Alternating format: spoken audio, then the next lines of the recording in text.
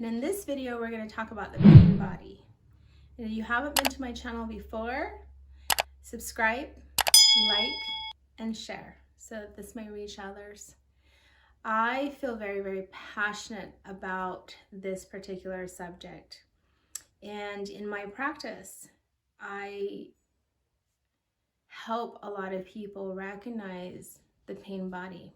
There's lots of different ways that the pain body can show up in our daily lives, in the body, through illness, behaviors and patterns, and lots of different things. And so this is a really important subject because sometimes it can get mistaken for mental illness, it can get mistaken for manipulative behaviors, and lots of things can get labeled around this. But the pain body is something that Eckhart Tolle talks about in his book, The New Earth. And you can find out more about this in his book. Basically what it is pain is a way for us to protect ourselves. We learn this at a very young age, with our parents saying, well, don't touch that, it's hot, or be careful there, you could fall. And little tiny things that come up in our lives at a very young age, we start learning how to protect ourselves from pain. And we can learn how to protect ourselves from pain also by experience, by learning, by making mistakes.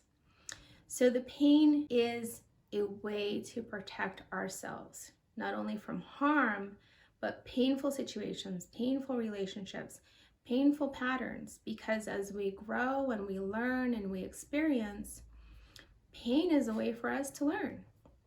It's just that, and we tend to have these negative associations with pain. But if you can learn about these things, then you can start experiencing yourself and also getting to know yourself in a healthy way. If you have trauma in your life, and you've had certain circumstances in your life where there's been a lot of pain and trauma, this can be really, really helpful to you. Pain is can bring things up, can bring up memories and triggers. And pain is a way that it is reflexive and retractive. And so we tend to tense up during these times where it's a reminder in our central nervous system through body memory that, it brings things up.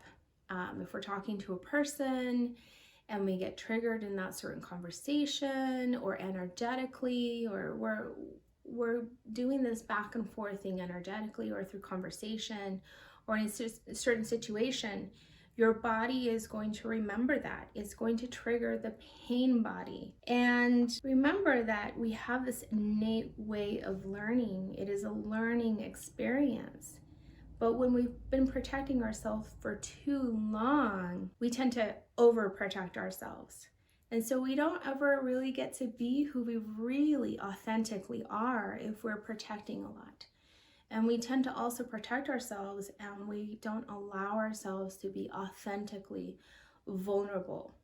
So that's why I really want to talk about this, because when we're in our pain body too much, too often, and when we're getting triggered by it, we never really get to be ourselves. I've been there, I've learned this about myself, and it takes some time to become conscious and aware of what is happening, and also realizing what our patterns are, also recognizing it and being able to coach the inner child within us.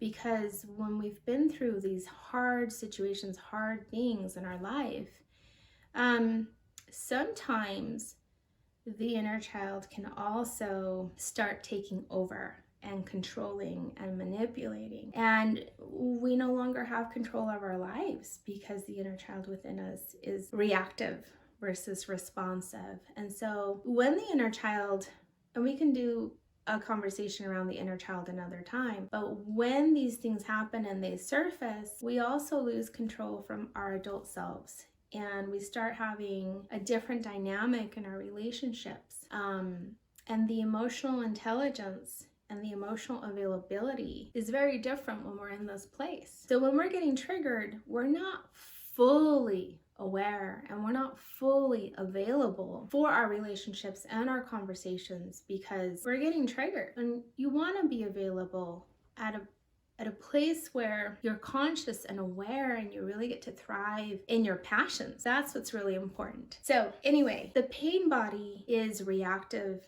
and responsive with the ego, the wounded ego. And when this ego gets triggered and activated, we start reacting instead of responding. Sometimes jealousy can come in, sadness. We can have lots of different emotions come up, like insecurities are a really big thing. You know, it's like, well, why am I acting that way? Well, you got triggered. And, you know, you can feel sad and you can feel fear and stress. Sometimes you can get really triggered if there's illness. If you haven't been feeling good and you've been under a lot of stress and you're not feeling well, you can feel a lot more vulnerable to triggers. So it's really important to say, you know, check in with yourself and say, is this me? Or am I getting triggered and activated from my pain body, from my trauma? And be able to check in and become aware and become conscious of what is going on. This is a really great opportunity to start listening to yourself and getting to know yourself and going within. Because if it starts to be a pattern, then you can start really recognizing, hey, what is this really teaching me about myself and my relationship? Oftentimes, we've had some negative experiences with people crossing our boundaries. And so that can activate the pain body as well. Pain body is unconscious programs that are still lurking in there, and certain situations will bring those things up. And so even though we really would have rather have behaved a certain way or presented ourselves or represented ourselves in a certain way that we know we know we are much bigger and better than that, we didn't act that way. We didn't respond that way. We didn't behave that way. And then we kind of like, we take it on, and then we start looking at ourselves, and then sometimes the dynamic of the relationships and the situations change, and then because we didn't respond in the way that we know we could have, you know, we go into story. The pain body, because of the wounded ego and because of the past trauma and because of the conflict in the inner child, we tend to look for situations that can make our story true. We tend to filter out certain situations and conversations and translate things, even though maybe the intentions of the person or maybe the situation weren't actually that.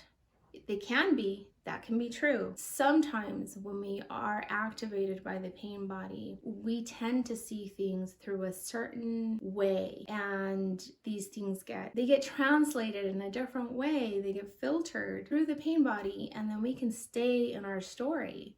We are basically wearing our story all the time if it's not resolved. And that is really powerful to resolve these things, because as long as we're not resolving them, we're always getting activated. And I know several people, and I've been in several situations where maybe we didn't look at it in a certain way. And if they are in their neutrality and they're not being activated by their pain body, they're just talking, they're just explaining something, but they happen to say something, or you pick up on some certain kind of energy, and then we start responding from that place, it can create conflict. Or vice versa. You can be in your neutrality and you're in your space, you're really owning it, or, you know, trying to explain something, but they're picking up energetically, because words are only 10% of what we're actually saying. A lot of it is energy. And then they get triggered from their pain body, then you may have conflict with them. And it could be an individual situation, or it can be a group situation, or it can be an environment situation. So what happens is the pain body wants to keep the story true, because as long as you keep the story true, you can continue with that belief system, that unconscious belief system. What do I mean by unconscious belief system is, you might not even know that this is a pattern. You might not even know that you're being activated by this. You might not even be really clear on your trauma and your story, because a lot of the time, especially if it's happened at a really young age, you might not really know what that's about. And so sometimes it's really nice to sit down with a coach or a therapist and get to know yourself in your trauma, get to know yourself in the wounded ego or the wounded child, and be able to get really clear on that story and what that is about. Because as long as you are true to your story, which most of us are, especially if we've done a lot of spiritual work and we've done a lot of healing, if we haven't met those needs and we haven't gotten really clear on that and healed it, we will continue to repeat it in as many different situations as possible. It's like, oh, we'll try it on in this situation and try it on in that situation. And we don't even know we're doing it, but we're always telling the story.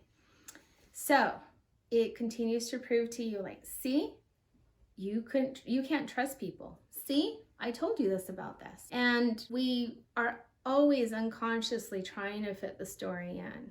So it can be a very empowering place if we go there, so that we can liberate ourselves from the story. When we discover ourselves this way, we have a lot to learn, and we can find a lot of peace and a lot of harmony from our own healing and being able to be reflective on our behaviors, patterns, and actions and where we have applied them. I know I've made a lot of mistakes as a parent.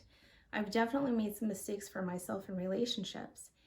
And when we take accountability for these things, we start to empower ourselves so that we can transform these behaviors to better our relationships, to better ourselves, and to create better things and create places where we can empower ourselves to meet our goals. Sometimes the pain body can hinder us from making decisions that would actually better ourselves. There was once a time where I had reservations, being vulnerable. That would stop me from really showing up. And so I really worked on that, especially in my work. It's very important to be vulnerable in a lot of the things and a lot of the practices that I do. So as long as I wasn't willing to be vulnerable, I couldn't really show up. I wanted to show up as my best self.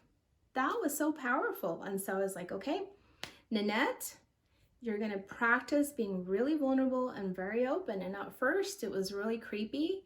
And at first I wasn't really good at it. You know, there was a part of me that would get really nervous and would have anxiety. And I was like, oh my God, I'm going to do that. And when I started practicing it, it was so awesome. It was so empowering because I was really able to meet people in their vulnerability. I was able to really assist them. That's where your story can be a really powerful thing, because then we can relate to others. I could relate to others with trauma. I could relate to others with so many different situations through my journey, and I could help them empower themselves. So it ends up being such an amazing, beautiful process if you can get there in a healthy way, in a mindful way. So one of the things that I ask you is take the time to listen, take the time to look at yourself, take the time to reflect. Where am I getting activated? When does my pain body take over where I'm no longer being myself, where I'm no longer being genuine? And really being in my heart and in the space where I am passionate and confident and secure. If you're in conflict with yourself and your pain body due to some trauma and experiences that you have experienced in your body, because we keep body memory, right? Then I invite you to reflect on that. And how do you reflect on that? How do you get to know that? Listening to yourself, catching yourself. Oh, I'm repeating a pattern. This is something that I tend to do. And certain people bring this up in me. Certain environments will bring this up in me. So listening, getting to know yourself. And then when you do recognize that, you can go, and there was a lot of self-love, and you can deeply care for these pieces inside of you that are loud, that may be throwing a tantrum. And I hear you. I see you, I'm with you, I'm going to be here for you, and I'm listening, and I care about you. Sometimes when we were younger children, we might have not had anybody to be attentive to us. So we're going to have to learn how to be with ourselves in a way that we're reparenting ourselves, where we didn't have the guidance before, and maybe the adults were too busy around us, and maybe they didn't have these skills and tools.